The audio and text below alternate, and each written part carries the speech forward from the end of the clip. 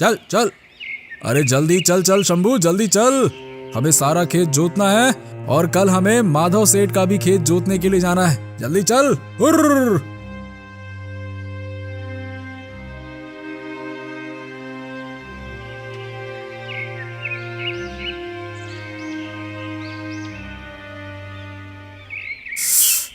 आह, अरे बाप रे, इतनी कड़क धूप, मेरी तो जान निकलती जा रही है। हाँ, थोड़ा सा पानी पी लेता हूँ, फिर आराम से जुताई कर लेता हूँ।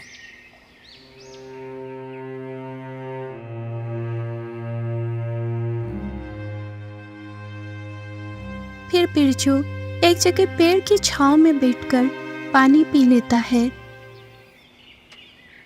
हाँ, हे भगवान, पानी पीने के बाद तो मेरा मन कुछ आराम करने को कह रहा है। ऐसा करता हूँ, कुछ देर आराम कर लेता हूँ, फिर अच्छे से जुताई कर लेता हूँ।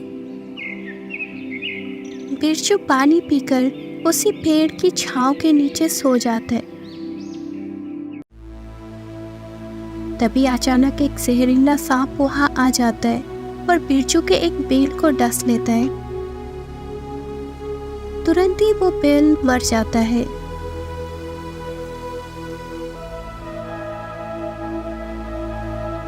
हाँ, अरे राम राम, पानी पीने के बाद तो मेरी आंख लग गई। चलो, अब सारा खेत जोतना है।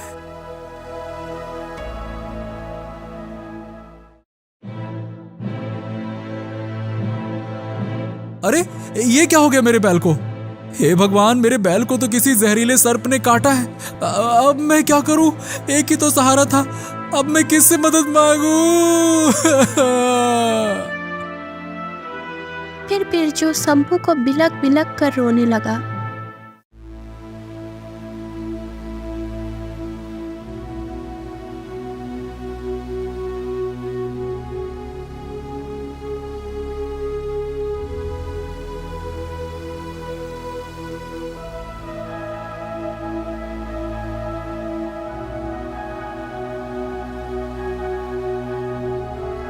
क्या हुआ बिरजू, तुम रो क्यों रहे हो?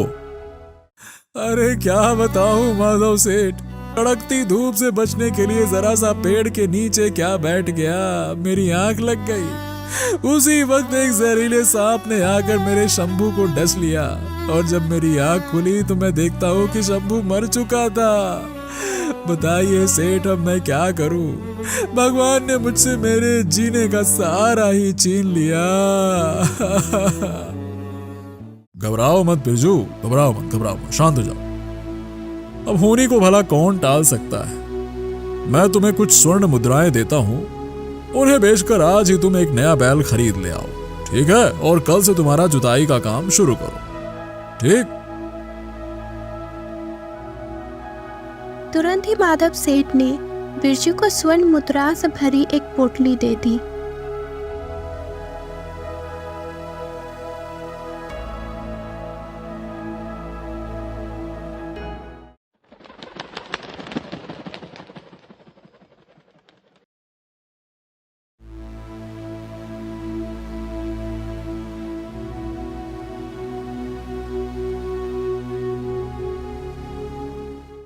हाय हाय, मैं तो लुट गया, मैं तो मर गया। मैं क्या खाऊंगा और अपने बच्चों को क्या खिलाऊंगा?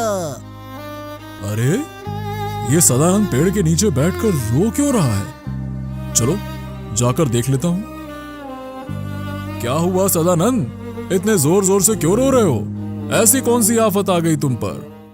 अरे क्या बताऊं माधव सेठ, अरे परसों ही खेत में अनाज के बीज बो दिए थे, लेकिन आज आकर देखता हूँ तो सारे अनाज के बीज कबूतर और चिड़िया खा चुके हैं। अब दोबारा बीज बोने के लिए घर में बीज ही नहीं है और ना ही खरीदने के लिए पैसे।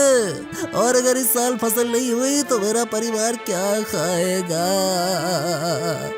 अब तुम ही बताओ मैं क्या करूं? अरे इसमें रोने की क्या बात है सदानंद? ऐसा करो कि तुम कुछ पैसे रख लो, ठीक है? और उन पैसों से अनाज के बीज खरीद कर दोबारा खेत में डाल दो। और याद रहे, जब तक फसल पैदा होके काटने नहीं आते तब तक उसकी देखभाल करोगे, ठीक है?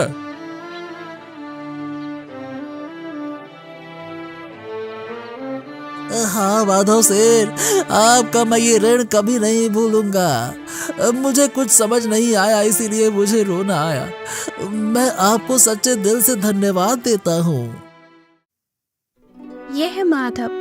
गांव में लोग प्यार से उसे माधव सेठ कहते थे, क्योंकि उसका काम ही कुछ ऐसा था।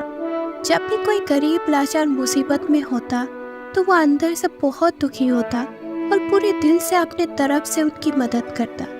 हर वक्त इसी सोच में डूबा रहता कि वो गरीब दुखी लोगों की किस प्रकार मदद करे।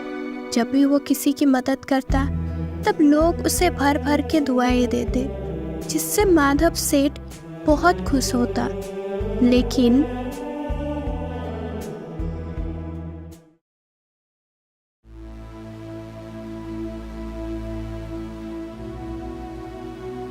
अरे सुना है कालू सेठ, वो गांव का माधव सेठ आजकल बहुत ही ज्यादा दान पुण्य कर रहा है। अपने आप को बहुत बड़ा समझ रहा है।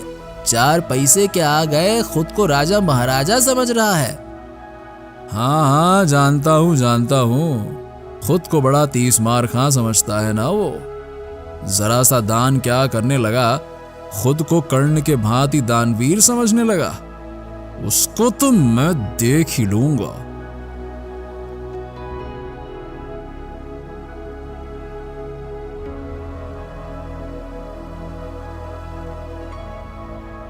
फिर कालू सेठ उस इलाके के डाकू गंगा सिंह को माधव सेठ को मारने की सुपारी दे दी।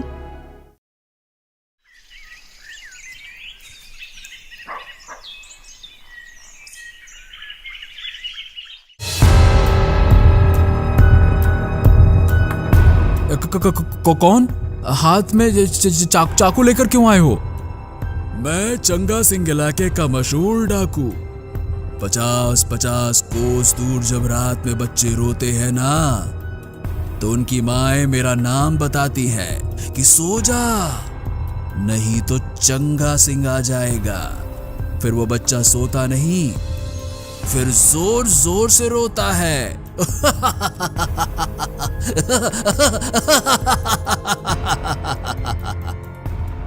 अरे चंगा सिंह, भला तुम मुझे ये सब बातें क्यों बता रहे हो? अरे अभी मर ही जाओगे तो मरने से पहले बता देता हूँ। दरअसल गांव के कालू सेठ ने तुम्हें मारने की सुपारी मुझे दी है। तुम बड़े अच्छे काम जो करते हो ना, गरीब लोगों की मदद करते हो, ये सब उसे अच्छा नहीं लगता। इसीलिए वो तुम्हें मार के अपने रास्ते का कांटा निकाल रहा है, समझे? अब मरने के लिए तैयार हो जाओ।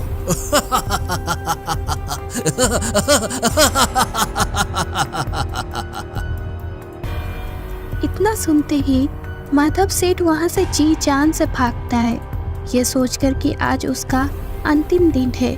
फिर माधव सेठ जंगल की ओर भागकर अंदर घने जंगल में जाकर एक पेड़ के पीछे छिपकर बैठ जाता है।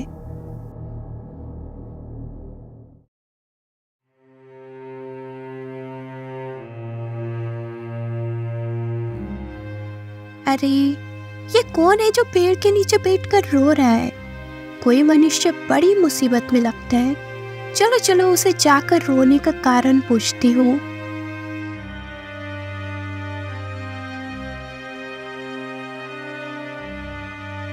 अरे भाई, तुम कौन हो और तुम यहाँ बैठ के रो क्यों रहे हो? मोरनी बहन, मेरा नाम माधव है और मैं पास के ही गांव में रहता हूँ। वहाँ मेरे दादा परदादा की जमीन है। मैं उसी में खेती का काम करता हूँ और जो भी भगवान की कृपा से मुझे मिलता है उसमें से मैं कुछ गरीबों में बांटता हूँ। जब भी कोई मेरे पास मदद मांगने आता है तब मैं उसकी मदद करता हूँ।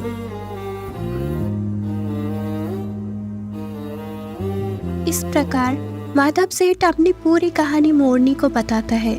माधव की ये बातें सुनकर मोरनी बहुत दुखी होती है। अरे माधव भैया, घबराने की कोई बात नहीं है। यहाँ से कुछ ही दूरी पर गगनगिरी पर्वत पर एक तपस्वी बाबा रहते। मैं तुमको वहाँ लेकर जाती हूँ। वो जरूर कुछ ना कुछ तो समस्या का हल निकाल ही देंगे।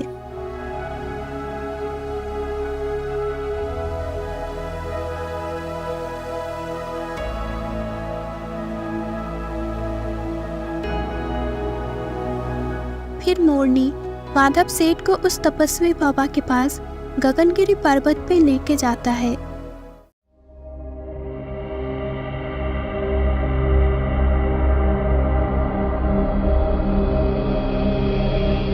बाबा, आंखें खोलिए बाबा, आपके चरणों में एक मनुष्य सहायता मांगने के लिए आया है। उठिए बाबा, आंखें खोलिए बाबा।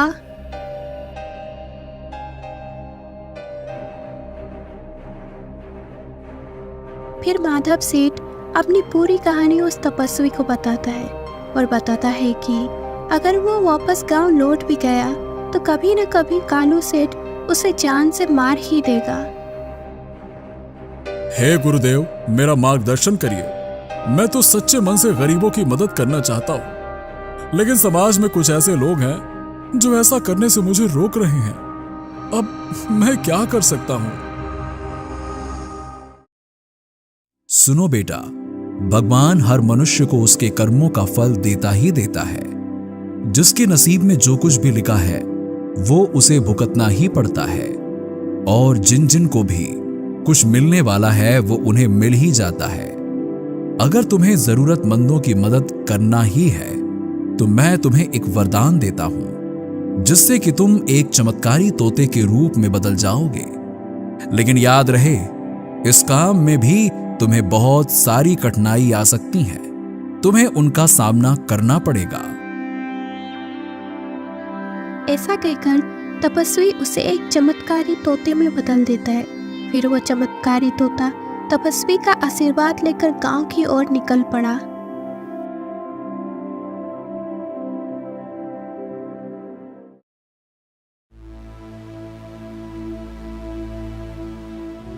हाँ, 2 दिन से काम ढूंढ रहा हूँ, काम ही नहीं मिला। घर पर बच्चे भूख से तड़प रहे हैं। घर में खाने के लिए अनाज का दाना तक नहीं है। हे भगवान, ऐसे में मैं क्या करूं?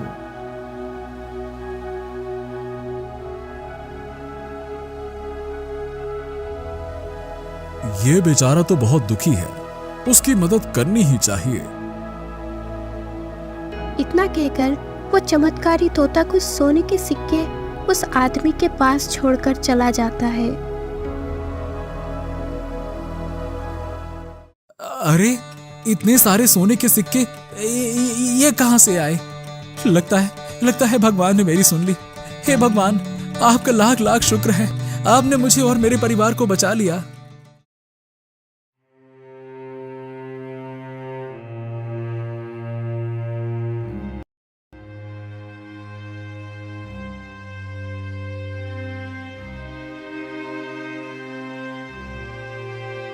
हे प्रभु, कुछ तो दया करो। आज भी एक भी मछली जाल में नहीं फंसी। अगर रोज रोज ऐसा हुआ तो मेरा परिवार मर जाएगा। अब आप ही कुछ मेरी मदद करो। तभी पेड़ पर बैठा चमत्कारी तोता ने बहुत सारी मछलियां और स्वर्ण मुद्राओं से भरा एक पोटली दे देता है। अरे वाह, ये तो चमत्कार हो गया। लगता है भगवान ने मेरी सुन ली। जल्दी से जाकर घर में बता देता हूँ।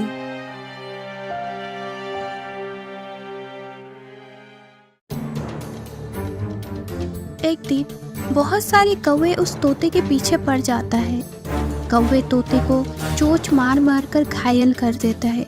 तोता आकाश में उड़ते उड़ते बहुत थक जाता है और एक खेत में जाकर गिर जाता है। पानी, पानी, पानी।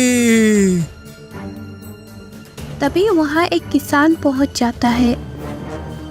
अरे, ये तोता तो बहुत ही बुरी तरह से घायल हो गया है। मैं तुरंत ही उसे पानी पिला देता हूँ। फिर उस किसान ने उसे पानी पिलाया। थोड़ी देर बाद वो चमत्कारी तोता स्वस्थ हो जाता है। चमत्कारी तोता उसे कुछ सोने के सिक्के देता है और वहां से वापस चला जाता है। लगता है ये कोई साधारण तोता नहीं है, ये तो कोई जादुई तोता है। काश ऐसा तोता मेरे पास भी होता। दिन रात काम करने की नौबत ही ना आती। सारी गरीबी एक पल में ही मिट जाती। फिर मैं जिंदगी भर आराम से बैठ जाता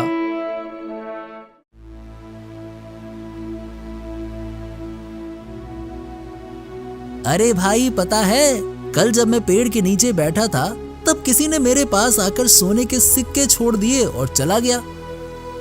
अरे सुनो सुनो, मेरे साथ भी कुछ ऐसा ही हुआ है। जब मैं मछलियां पकड़ने तालाब के किनारे गया था तब मेरे पास भी कोई बहुत सारी मछलियां और सोने के सिक्के छोड़ गया। अरे भाई लोग, सोने की मोहरें तो मुझे भी मिली हैं, लेकिन ये कोई और नहीं बल्कि एक चमत्कारी तोता है। कल जब मैं खेत में काम कर रहा था तब मुझे वो तोता तड़पता नजर आया। फिर मैंने उसे पानी पिलाया, फिर उसने मुझे सोने की मुद्राएं दी। ये एक जादुई तोता है जो सबको सोने की मुद्राएं दे रहा है। भाइयों, अगर हम सब मिलके उसे पकड़ लेते हैं तो हमारी तो निकल पड़ेगी। फिर हमें काम करने की जरूरत नहीं, सारी जिंदगी बैठ के आराम से खाते रहो। क्या कहते हो? बात तो तुमने एकदम सही कही है भाई। अगर ऐसा हुआ तो हमें कुछ काम करने की जरूरत ही नहीं। फिर वो तीनों उस चमत्कारी तोते को पकड़ने निकल पड़ते हैं। कुछ समय ढूंढने के बाद उन्हें वो तोता एक जगह दिखाई दिया। हाँ, वो रहा, वो उधर बैठा है। पकड़ो पकड़ो पकड़ो, कहीं भाग न जाए। अरे पकड़ो, भागो, पकड़ो। तोता उन्हें देखकर आकाश में उड़ने लगा। पकड़ो पकड़ो, वो जाने ना पाए। अरे पकड़ो। अरे रुक जा तोते, कहाँ तक भागेगा? हे सोने की मुहर देने वाले तोते, रुक तो जा। अरे रुक जा सही। हे भगवान, ये कैसी मुसीबत आ पड़ी है। मैं तो इन लोगों की मदद करना चाहता था, लेकिन ये सारे तो मुझे ही पकड़ने पर तुले हैं। अगर मैं इनके हाथ में आ गया तो मुझे हमेशा के लिए बंदी बनाकर रखेंगे। हे भगवान, बचाइए गुरुदेव, मुझे बचाइए।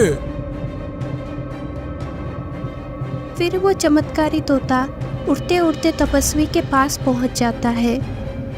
आंखें खोलिए गुरुदेव, आंखें खोलिए। बताओ बेटा, तुम किस मुसीबत में पड़े हो? गुरुदेव, आपने तो उन लोगों से बचने के लिए मुझे चमत्कारी तोता बनाया। तोता बनने के बाद भी मैंने उनकी मदद करनी चाहिए, पर गुरुदेव उन लोगों के भीतर लालच भरा पड़ा है। ज्यादा लालच के चक्कर में मुझे ही कैद करने चल पड़े वो तो। देखा, मैंने तुम्हें पहले ही बता दिया था कि तुम्हें बहुत सारी मुसीबतों का सामना करना पड़ सकता है। रही दूसरी बात, तुम कोई भी किसी भी रूप में मनुष्य की सहायता करना चाहो तो लालच आ ही जाता है, क्योंकि इस धरती पर मनुष्य ही एक ऐसा प्राणी है जिसकी इच्छाएं कभी भी कम नहीं होती। अपनी इच्छाओं को पूर्ण करने के लिए कई बार मासूम लोगों को कष्ट पहुंचाता ही पहुंचाता है। इसीलिए जिस किसी भी मनुष्य के भाग्य में जो कुछ भी मिलना होता है वो उसे अपने आप मिल जाएगा।